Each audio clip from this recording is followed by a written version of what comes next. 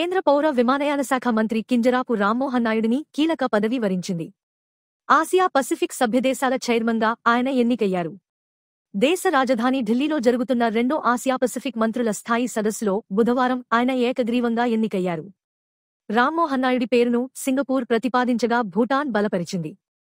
మిగతా సభ్యదేశాలన్నీ ఆమోదం తెలపడంతో ఆయన ఎన్నిక ఏకగ్రీవమైంది.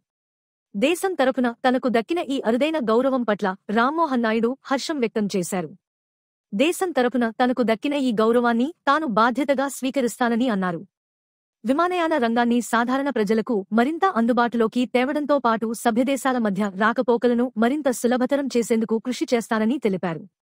తనకు దక్కిన ఈ అరుదైన గౌరవం పట్ల రామ్మోహన్ నాయుడు హర్షం వ్యక్తం చేశారు.